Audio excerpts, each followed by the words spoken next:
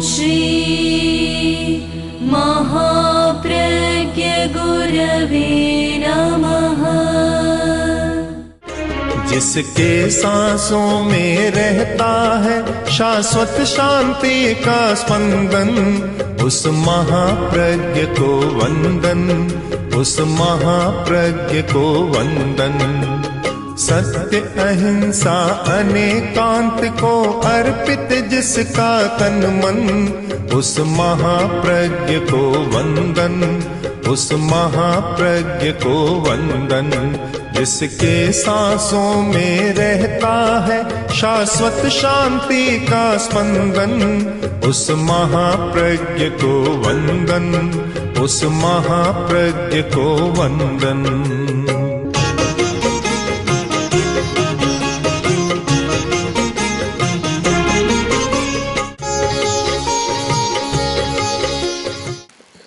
मैं आपको 2500 वर्ष पहले की एक बात बताना चाहता हूँ। सामान्यतया अहिंसा का संबंध जैन धर्म के साथ बहुत जोड़ा जाता है। भगवान महावीर ने अहिंसा के बारे में बहुत ही संदेश दिए थे।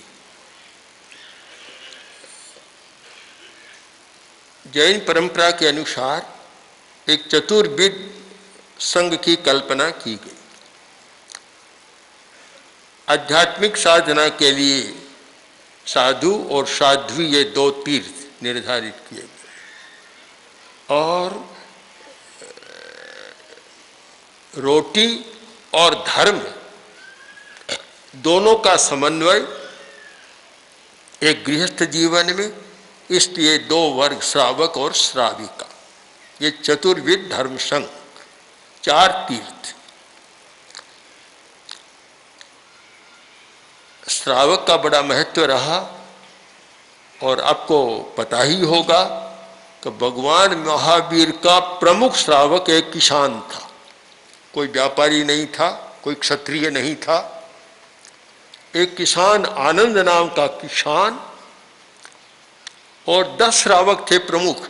10 के 10 में एक कुम्हार था और बहुत सारे किसान थे, और जिनके पास जो गोकुल का है, किसी के पास 10,000 गायें, किसी के पास 40,000 गायों का ब्रज, गौओं का ब्रज।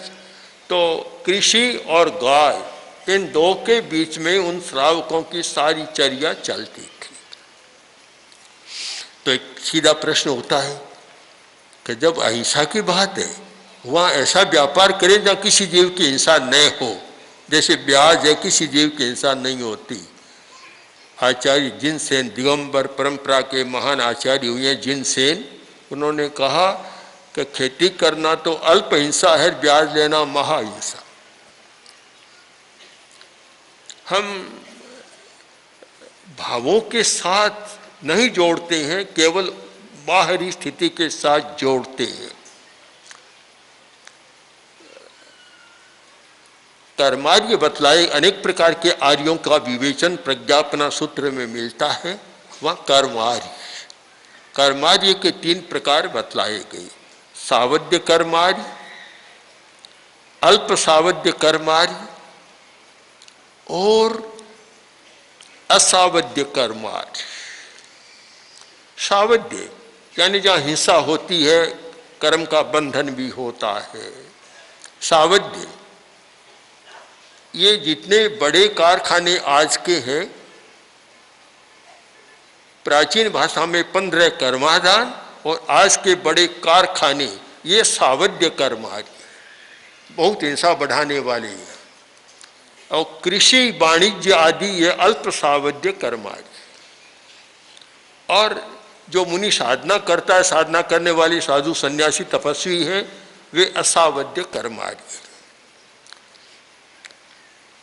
बहुत स्पष्ट है कि कृषि को अल्प सावध्य में गिनाया गया। एक शस्त्र का निर्माण करता है वह महासावध्य, और जितने भी बड़े बड़े कारखाने हैं वे बहुत हिंसा के हेतु है।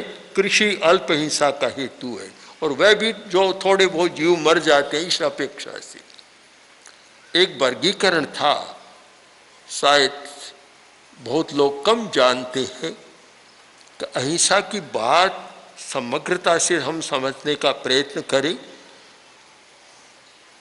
अहिंसा मूल रूप अहिंसा नहीं है। अहिंसा तो आचार संहिता का एक अंग है। धर्म का मूल स्वरूप है विरति।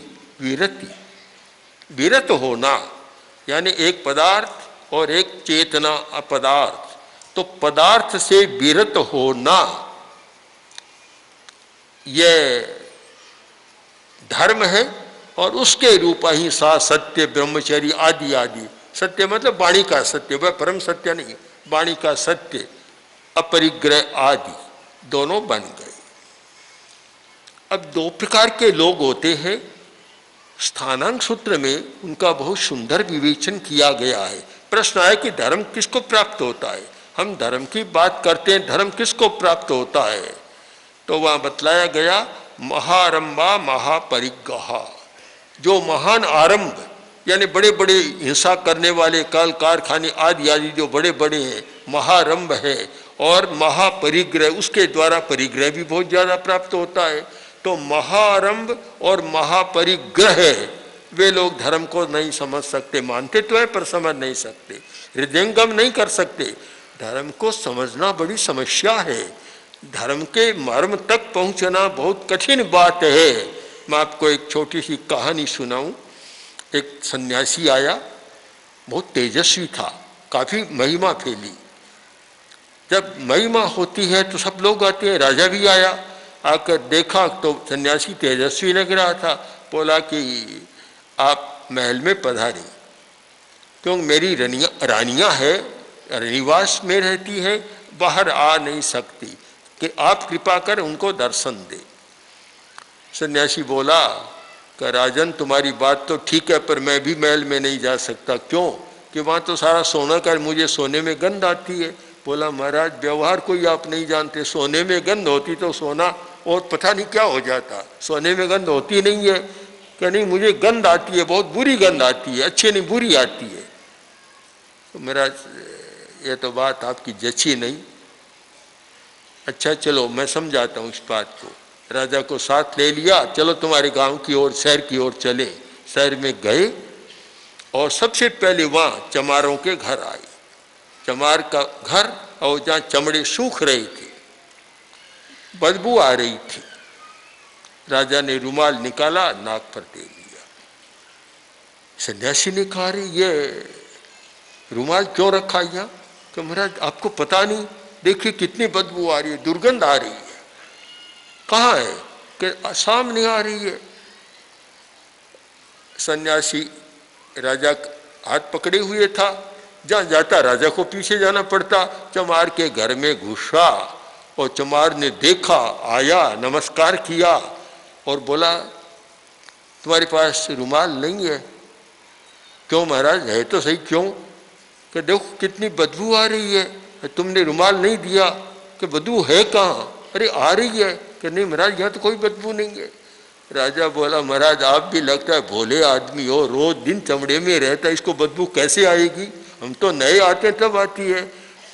तो सन्यासी बोला तुम समझ गए ना, तुम्हें रोज दिन सोने में रहते हो, उसकी गंध कैसे आएगी? मैं दूर रहता हूँ तो मुझे गंध आती है उसकी। हम इस बात को समझ सकते हैं, जो व्यक्ति जिसमें रहता है उसको उसका अनुभव नहीं होता, उसकी इंद्रियां भी कमजोर हो जाती है और चेतना भी लुप्त हो जाती है।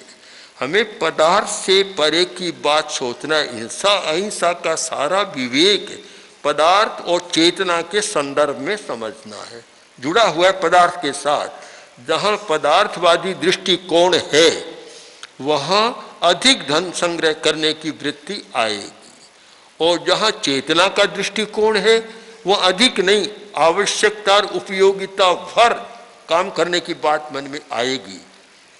मैं तो मानता हूँ अनावश्यक कुछ भी करना ठीक नहीं है। एक विदेशी ने लिखा था कि जैन लोग हिंसा की बात करते हैं और वे अल्प हिंसा को अच्छा मानते हैं।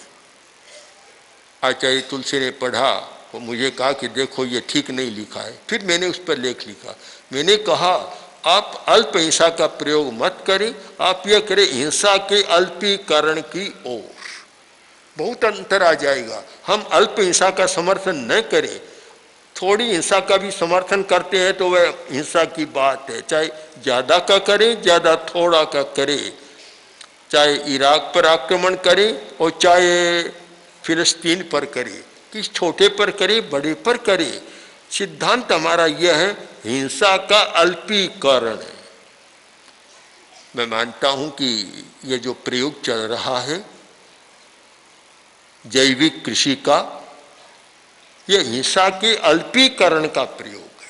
हम अल्प हिंसा का भी समर्थन नहीं कर रहे, हिंसा को आखिर हिंसा मानेंगे, किंतु हमारी दो दिशाएं हैं, एक हिंसा का बृहतीकरण और एक हिंसा का अल्पीकरण। हम लोग यात्रा में आ रहे थे और एक खेत में लिखा हुआ देखा कि अहिंसक कृषि। महाश्रमण रुक गए, तत्काल खड़े हो गए कि ये कैसे है। उस भाई को बुलाया, बुलाकर बात की कि अहिंसक कृषि कैसे होती है। जो हिंसा का अल्पीकरण है वह उसकी संज्ञा अहिंसक कृषि हो सकती है, क्योंकि उसी दिशा कहा है, किस दिशा में जा रहा है, वह हिंसा को बढ़ाने में नहीं जा रहा है, हिंसा को कम करने की दिशा में जा रहा है। तो जहाँ हिंसा का अल्पीकरण है तो हमारा प्रस्थान अहिंसा की ओर है। और बड़े बड़े साधनों से बड़ी बड़ी खेती आदि करेंगे तो वह कृषि भी महाहिंसा का हेतु बन जाएगी।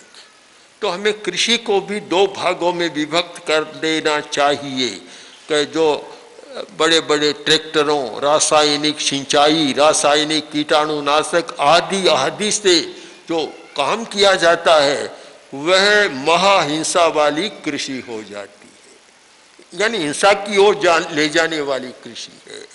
और जहाँ इन साधनों का प्रयोग नहीं किया जाता, प्राकृतिक साधनों का प्रयोग किया जाता है और उसके पीछे कोई बहुत ज़्यादा धन बटोरने की बात नहीं होती, तो वह अल्पीकरण की दिशा में प्रस्थान, तो वह अल्पीकरण वाली यानी हिंसा को कम करने की दिशा वाली कृषि हो जाती है। अब जानते हैं कि हिंसा एक जीवन की अनिवार्यता है, कोई भी आदमी छोड़ नहीं सकता।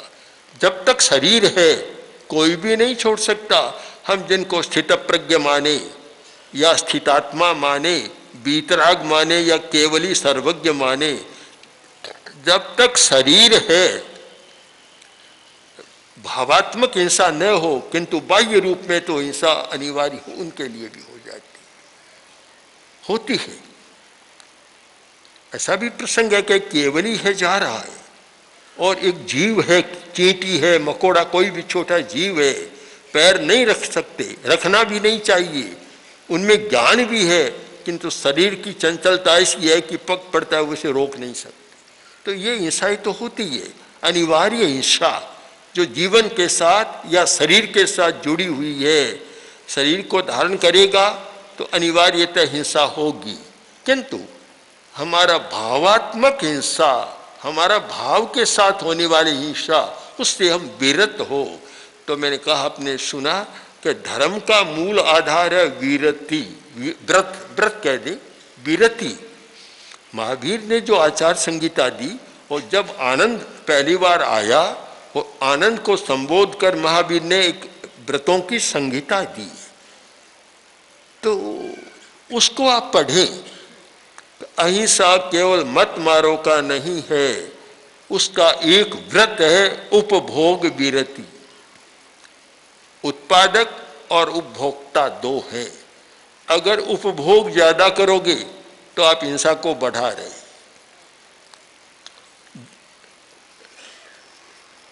कुछ लोग आए हमारे पास, आए नहीं, हमारी गोष्ठी हुई थी दिल्ली में, बहुत पुरानी बात है। उसमें लगभग दिल्ली विश्वविद्यालय के वाइस चांसलर, प्रोफेसर, ऐसे बड़े 200-250 प्रबुद्ध लोग थे। तो चर्चा चलते चलते एक प्रोफेसर ने कहा कि महावीर ने तो कहा अपरिग्रह, और जैन लोग सबसे ज्यादा परिग्रही है, ये तो बड़ा विरोधाभास है। तो मैंने कहा आपने शायद महावीर को ठीक से पढ़ा नहीं। अपरिग्रह महावीर ने बतलाया साधु के लिए, गृहस्थ के लिए, कभी अपरिग्रह का विधान महावीर ने नहीं किया। जो आचार संहिता दी थी आनंद श्रावक को, जो आज चालू है वह 12 व्रत के नाम से, उसमें गृहस्थ के लिए इच्छा परिमाण व्रत दिया है, न कि अपरिग्रह। गृहस्थ अपरिग्रही हो ही नहीं सकता, कैसे होगा? इच्छा परिमाण। तो एक ऐसी सुंदर व्यवस्था दी कि तुम इच्छा का परिमाण करो, इच्छा को असीम मत बनाओ। आज की सारी अर्थशास्त्रीय अवधारणाएं इस इच्छा की स्पर्धा में ही तो सारे अनर्थ कर रही है। तो इच्छा का संयम करने की बात वे जानते भी नहीं है। और जब उनके सामने ये बात रखी गई, उनको आश्चर्य हुआ कि ऐसा भी हो सकता है। हमारा तो है कि इच्छा को बढ़ाओ, उत्पादन बढ़ेगा, और उनका हमारा यह है कि इच्छा को सीमित करो, उत्पादन बढ़ेगा, पर तुम अकेले नहीं खाओगे, बांट बांट कर खाओगे। इतना अंतर, धारणा में अंतर आ जाएगा। तो इच्छा परिमाण, मैंने कहा उनसे कि इच्छा परिमाण है। दूसरी बात, अर्थार्जन के बारे में भी एक दृष्टिकोण हमारा होना चाहिए। जो 12 व्रत की संहिता में आनंद श्रावक को, उस किसान को जो व्रत संहिता दी, उसमें है कि तुम जो भी अर्जन करो, गलत साधनों का प्रयोग मत करो, अनैतिकता से कोई भी धन का अर्जन मत करो। एक तो इच्छा परिमाण, जब इच्छा परिमाण होगा तो वह व्रत भी संभव होगा कि गलत तरीकों से, अनैतिक तरीकों से दूसरों का शोषण कर ऐसा नहीं करोगे। शोषण का भी चलता था, उसके साथ एक व्रत दिया गया, वृत्तिच्छेद। वृत्तिच्छेद मत करो किसी का। बहुत बड़ी बात आज के लिए मानता हूँ। वृत्तिच्छेद यानी जो आजीविका है, माने तुम किसान हो, तुम्हारे कर्मचारी या मजदूर जो काम करते हैं, उनकी वृत्ति का छेद मत करो कि जिनको पूरा खाने को ही न मिले। ऐसा नहीं, वह शोषण हो जाएगा। वृत्ति का छेद मत करो। जिसको जितना एक मिलना चाहिए, हक होना चाहिए, उस हक को मत ठुकराओ। वृत्ति का छेद मत करो, यानी आजीविका का लोप मत करो। कह दिया तुम्हें इतना वेतन महीने का देंगे, जब महीना आया तो आधा वेतन तो अपने किसी काम से काट लिया, आधा किसी से काट लिया, बेचारे के पास चौथाई भी मुश्किल से पहुंचता है। ये सारा वृत्ति छेद जो होता है, ये मत करो। तो अर्जन में शुद्धि, वृत्ति छेद मत करो। और तीसरी बात, उपभोग का संयम करो। उपभोग का संयम, आपको आश्चर्य होगा कि आनंद जो किसान, उस समय का इतना बड़ा किसान था, और जिसकी संपत्ति का ब्यौरा है, अगर उसकी संपत्ति को आज के मूल्यों से गिना जाए तो खरबपति आदमी होगा आज के मूल्यों के हिसाब से। इतना बड़ा, किंतु संकल्प था कि एक अंगोछे से ज्यादा नहीं रखूंगा, मैं काम अपने काम में नहीं लूंगा। व्यक्तिगत संयम, अपने इतने से ज्यादा मैं काम में नहीं लूंगा, एक धोती से ज्यादा काम में नहीं लूंगा, और एक फल से ज्यादा नहीं खाऊंगा, इतना कहूंगा। आप उसके संयम की तालिका को देखें, आपको आश्चर्य होगा कि क्या कोई ऐसा बड़ा आदमी, इतना बड़ा धनी आदमी आज आपको मिलेगा कि एक और तो अपार धन है, दूसरी ओर इतना संयत जीवन। यह हमारी भारतीय संस्कृति का प्राण तत्व रहा है कि अच्छा जीवन कब हो सकता है कि अच्छी जीवन शैली, संयम की जीवन शैली। तब तो हम ये कहते हैं, आज केवल ये शोषण आदि ऐसे शब्दों में जनता को उलझा दिया कि करते भी जा रहे हैं, सिद्धांत भी बताते जा रहे हैं, और जो सिद्धांत बताने वाले बड़े बड़े लोग हैं, वे अपने चप्पलों में, जूतों में हीरे भी जड़ते जा रहे हैं। कितना एक असंगत कार्य है। लोग कहते हैं कि साम्यवाद नहीं चला। क्यों नहीं चला? मैं समझता हूँ सबसे बड़ा कारण यह था कि चलाने वाला साम्यवादी नहीं रहा, इसलिए साम्यवाद समाप्त हो गया। अगर चलाने वाले साम्यवादी होते तो साम्यवाद इतना धराशायी नहीं होता। चलाने वाले तो अमीर बन गए, जनता को साम्यवाद की लकीरों में चलाना चाहते हैं। कैसे चलेगा? इतने आराम तलब हो जाते हैं, तो बड़ा आश्चर्य होता है। तो आप इन सब बातों पर ध्यान दें कि अहिंसा की बात को करना है, हिंसा का अल्पीकरण करना है, तो उसके साथ पहली बात है, फिर आप याद करें कि हम जो भी काम करेंगे उसके साथ साधन शुद्धि का ध्यान रहेगा, इच्छा का संयम होगा, साधन शुद्धि का ध्यान होगा। दूसरे के हक को कभी हम नहीं लेंगे। जो मजदूर का हक है मालिक कभी नहीं लेगा उसको, बस उसका हक है कि उसकी आजीविका चल सके, यानी जितने से उसका जीवन अच्छा चल सके उसको वह मालिक नहीं लेगा, वृत्ति छेद नहीं करेगा और अपना स्वयं के उपभोग का संयम करेगा। आज हिंदुस्तान में 1 अरब आदमियों की संख्या में 20-25 करोड़ लोग तो ऐसे हैं जिनके पास सब कुछ है, जो चाहे सो कर सकते हैं, और 20-30 करोड़ लोग ऐसे हैं कि जिनको सामान्यतः अपना अच्छा जीवन चला सकते हैं। सब कुछ तो नहीं कर सकते, बस अच्छा जीवन चला सकते हैं। शेष 50 करोड़ 40 करोड़ लोग ऐसे हैं जिनको हमेशा सुबह शाम के भोजन की चिंता और शाम को सुबह के नाश्ते की चिंता बनी रहती है। ये तनाव बना रहता है। भला जहाँ ये रोटी का तनाव बना रहे, पानी रोटी का तनाव बना रहे, हम क्या कल्पना करें कि उस देश के नागरिक कोई बड़ा विकास कर सकेंगे? न आध्यात्मिक दिशा में सोच सकते, न कोई तात्विक दिशा में सोच सकते, न जीवन की समग्रता के बारे में सोच सकते। उनकी सोच तो जैसे एक जो बकरा है, सुबह से शुरू करो शाम तक करो तो चरता ही चला जाएगा, कभी रुकेगा नहीं। कितना श्रम करना पड़ता है रोटी के लिए। तो ये जहाँ व्यवस्था होती है कि जहाँ रोटी की चिंता बनी रहती है, वहाँ क्या है। एक राजस्थान के IAS ऑफिसर एक बात सुनाई उन्होंने कि मैं बिहार गया था, तो बिहार के स्कूल में लोग मुझे ले गए। वहाँ देखा एक लड़का उदास सा लग रहा था। मैंने उस लड़के से पूछा कि भैया आज तुम उदास क्यों हो? तो लड़का बोला आज मेरा 12 नहीं। 12 नहीं, समझे नहीं 12 क्या होता है? क्या 12 होता है? पूछा 12 कि हम 2 भाई हैं, तो एक दिन तो मेरा भाई नाश्ता करके आता है, मुझे नाश्ता नहीं मिलता, मैं भूखा हूँ अभी तक, और एक दिन मैं करके आता हूँ वह भूखा रहता है। तो आज मेरा 12 नहीं है, 12 नहीं है मतलब, इसलिए मैं भूखा हूँ, इसलिए उदास है। आप देखिए जिस राष्ट्र की यह स्थिति हो वहाँ कैसे विकास हो सकता है। विकास की बहुत बड़ी बातें हैं, इसलिए हमें समग्रता से विचार कर और एक निष्कर्ष निकालना है। और मैं मानता हूँ इस दिशा में जो प्रयत्न हो रही हैं, उन सब प्रयत्नों को एक समष्टि बनाकर और सामग्री बनाकर हम कोई ऐसी कल्पना कर सके जिससे जनता तक वह बात पहुँचे।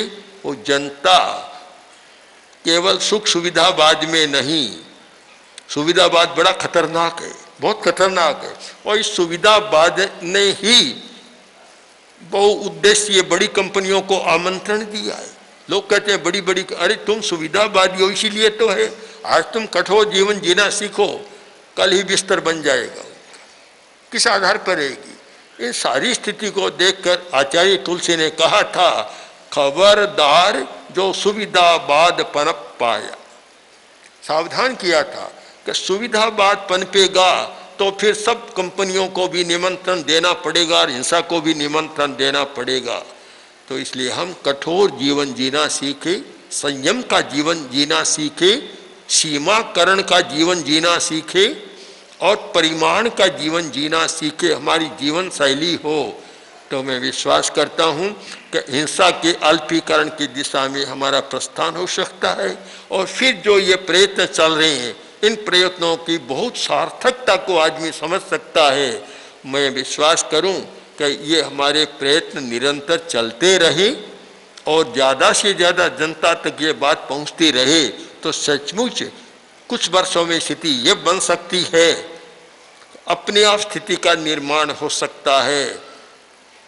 कल हमारी मुनि जी ने कहा ये बड़े बड़े कारखानों का क्या होगा। मैंने कहा छोटे कारखाने जिस दिन चुनौती देंगे बड़े कारखाने अपने आप समाप्त हो जाएंगे। ये चुनौती देने की बात आ जाए और वह हिंसा के अल्पीकरण का द्वारा दी जा सकती है। इस दिशा में हमारा चिंतन आगे बढ़ना चाहिए। ओम ओम श्री महाप्रज्ञ गुरवे नमः। ओम श्री महाप्रज्ञ गुरवे नमः। ओम श्री महाप्रज्ञ गुरवे नमः। ओम श्री महाप्रज्ञ गुरवे नमः।